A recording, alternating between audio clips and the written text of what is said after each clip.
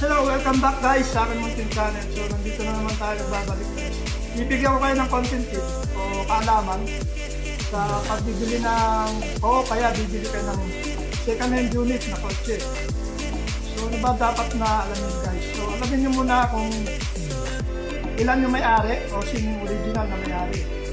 Plus, tignan nyo sa ORCR kung talagang siya yung may-ari o nakapangalan sa kanyang kotse. Tapos siyempre, tignan nyo yung issue ng sasakyan. Minsan, sasabihin nila, eto, sasakyan mo na lang boss, walang sakit ng ulo. Pero, pagdating ng following day, so one day pa lang na pinadrive mo, no? Minsan, mag-overheat yan. So, may problema sa makina. Siyempre, didispose nila yan. Minsan kasi meron mga Pilipino na nadidispose ng sasakyan na pasira na. Hindi nila sasabihin yung totoong issue, siyempre. Ikaw naman na bumibili, dapat meron kang konting kaalaman. O kaya, magdala ka ng best mekaniko mo. Ganun lang guys. Tapos, itignan nyo yung odometer. So sa odometer, makikita nyo dito sa dashboard, dito mismo, kung ilan na yung tinakbo niya guys. So, parang ito. Start lang natin. So, ito kasi yung binili ko guys. Kung makapansin nyo, one click lang siya. So, nasa kondisyon. Yan kuha lang din sa pagbili. So, ito yung odometer. Ito kasi 2016 model. Ayan. Live vlogging ko tayo ngayon. Ayan. So, yun yung odometer niya. Yung kilometer ng tinakbo, ibig sabihin. Ito yung nasa baba. So, limbawa, yung edad ng sasakyan is 2011. So, expected mo na long drive yun. No? Tayo muna natin. Expected mo na long drive nila yon o kaya naman na taxi o nagamit nila sa business. Tapos pagdating sa makina guys, tignan nyo yung dipstick. Alin ba yung dipstick? So buksan natin yung hood. No? Live tayo ngayon guys na magbablog. So na-share ko lang sa inyo yung aking unit na nabili. So dipstick guys, pagdating dito sa hood. Siyempre nasa hood na tayo. No? Wait lang, ayusin natin yung camera. Live kasi tayo.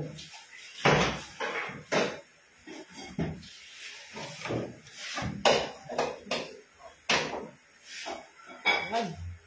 So dito sa hood guys, may makikita kayo na madilim ba? So lagayan ng radiator, reserva. Pag matakaw magbawas to guys, ibig sabihin may makalit yung hose nyo or may something na mali dun sa kanyang makina.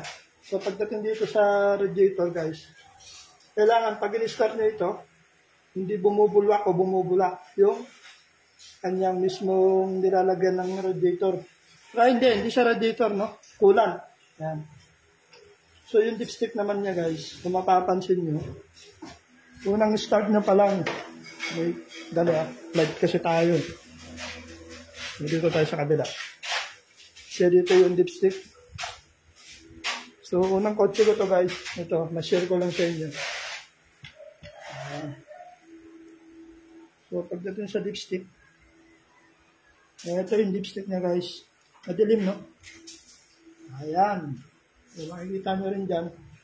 Gold na gold pa yung aking langis. So, pag-start nyo guys, hindi yan dapat umuusok o tumatalsik yung langis. Yan.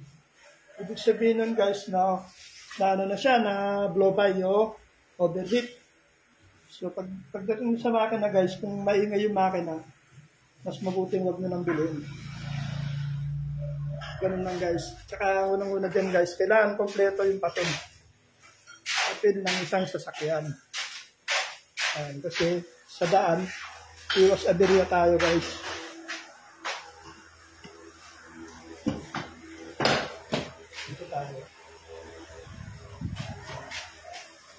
Yun niya yung ilan-ilan lang natip natin para sa mga nagpapalakbong buli guys. So kailangan kompleto yung ORCR niya. Kailangan lagi itong naka-xerox ng dalawa. Sa akin kasi Naka-xerox ng dalawa to guys, tapos naka-plastic pa. Nandito rin yung insurance ko. Meron tayo packet dito. Mapapansin mo marami ang tripod. Hindi ako mag-vlog. Yun nga guys, ang munting-muntik ko lang. Yung mga bumibili. Ingat-ingat din kasi minsan nagamit sa mga krimen o kaya naman na-disgrasya o nakasagasa yung isang unit. So, titignan nyo rin yung presyo. Kung nasa value pa ba yung isang sasakyan na bibili nyo. Kasi minsan yung mga iba dyan, porque Honda. Ano naman yung Honda? Siyempre, leading yan. Leading sa mga pabilisan yun. Minsan, ina-overprice sila yan. Kahit na-overuse na yung makina o na-abuse na yung makina. Diba? So, itong nabili ko guys, ang tip ko lang sa inyo, kung halimbawa, first time kayo na bibili ng sasakyan, kailangan alamin nyo muna yung may-ari at tignan nyo kung ilang beses na nilang nagamit sa long drive para doon nang sa ganun malaman nyo na kondisyon yung sasakyan. Kasi meron sasakyan na naka-stock lang tapos hindi naman nila nini-maintenance tapos hindi rin nakarehistro. So yung pagbili ng kotse guys, hindi rin basta-basta minsan. Ako nung binili ko to, binerify ko kasi LTO. Actually nagpunta pa na ako sa HPG para i-verify yung kanyang papel o yung condition ng sasakyan kung meron bang sabit. Minsan kasi mga sasakyan na mura sa online, no? Chop-chop, diba? Chop-chop na. Sorry sa mga nagbabaying sell, no? Diba? Chop-chop yung ginagamit nila na parts tulad ng Vios, diba? Maraming Vios, mga ex-taxi yan eh. So, alam naman natin na ginagamit sa taxi yan. Ngayon, na-under yan within 1 day, 1 month. In the following days, masisira agad. Bakit? Kasi nga, ginamit na nila sa pagtataksi, maraming days na ginamit. At saka isang tip pala guys, para malaman nyo na nagamit na ng matagal ang isang sasakyan. Eto. Yung kanyang pedal dito guys. Kung masyado ng maraming apak yan, ibig sabihin, maraming beses na nilang ginamit yan. At maraming beses na matagal na rin na yung sasakyan kumbaga, matagal nang ginagamit o araw-araw nilang ginagamit. So kung mapapansin nyo, 2014 sasakyan ko, halos konti na yung gasgas niya. Kasi nga, lady owner yung dating may-ari nito guys. Tsaka, itong sasakyan ko guys, one quick start lang. Yan. Kung makikita nyo, talagang kondisyon to. Dahil, hindi ko bibiling kundi kondisyon to. Makikita nyo rito, yung dipstick niya, no? Naka-start na tayo. Ayan. Walang palsik, walang usok. Madilim lang kasi guys. Ayan. Ayan ang mga tip guys, para iwas kayo aberya.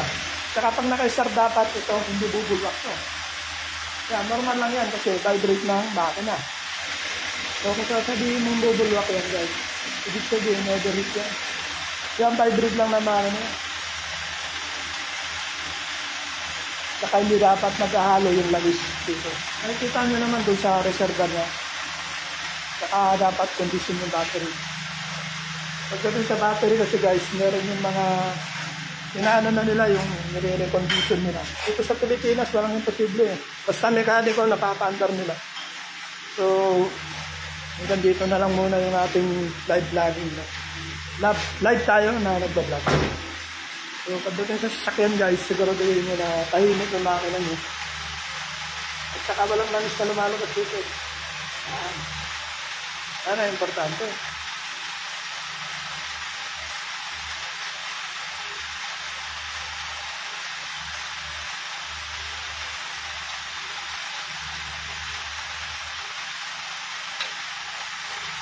Walang mga tagas, malinis. So, pagdating sa redondohan guys, dapat yan, kung pinuksan mo yan, no? Ayun, niredondo mo.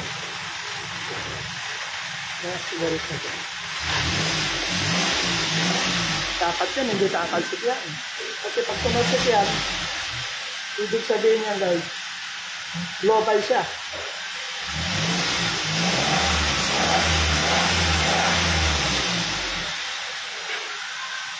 Saka kahit yung ma-vibrate yung makina. Malalaman mo naman ang isang makina ng Every. So, nandito na lang muna yung live natin, guys. Medyo mag-break time muna tayo. Sige, salamat sa mga nag-view, guys. Susunod, may iba pa tayong tip sa pagbili ng second hand car.